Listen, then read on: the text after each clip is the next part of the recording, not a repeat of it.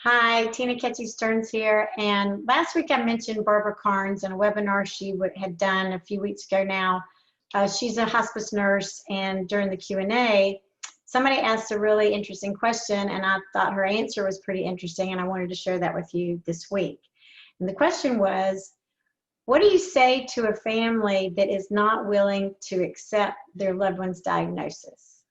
They just can't fathom it, and they're just having a hard time accepting it.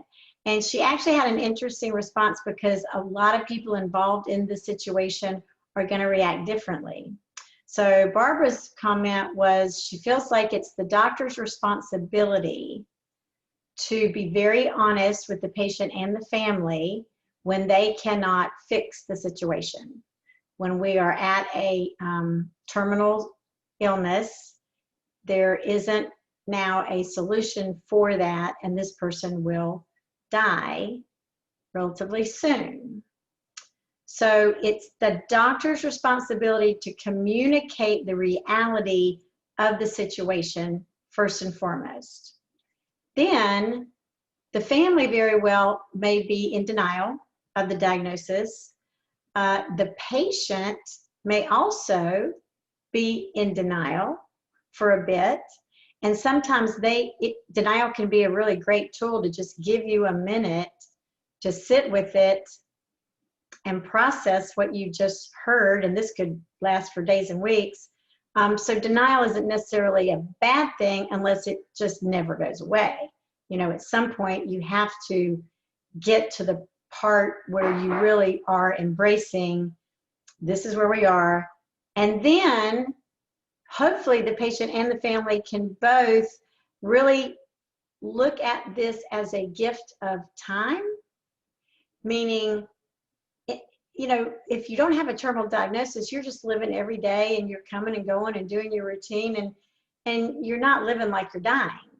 Well, if you really finally get to the place where you know, I have a limited amount of time with my loved ones now, then consider that a gift of time, meaning this is special time. This is time that we know we're on the short strokes.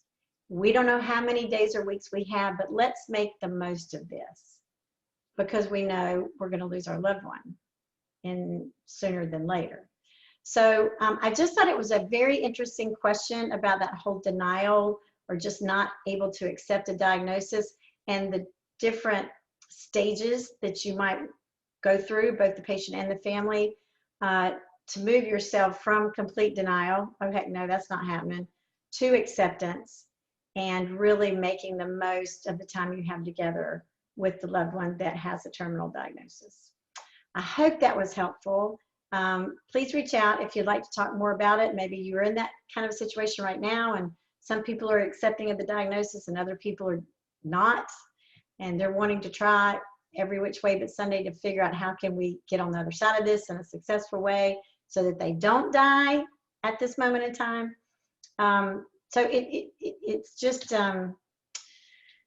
everybody's going to have their own reaction, and the goal, again, I've said this before in the past as well, you know, my definition of a good death and a bad death is a good death is when there are no regrets, and a bad death is when after the loss there are some regrets. And I think what happens sometimes is you never get to that place of acceptance so that you can really spend some good quality time with each other because you really are accepting of the fact that your time is limited together on this earth. So I hope everybody's having a good week, and I will see you next week.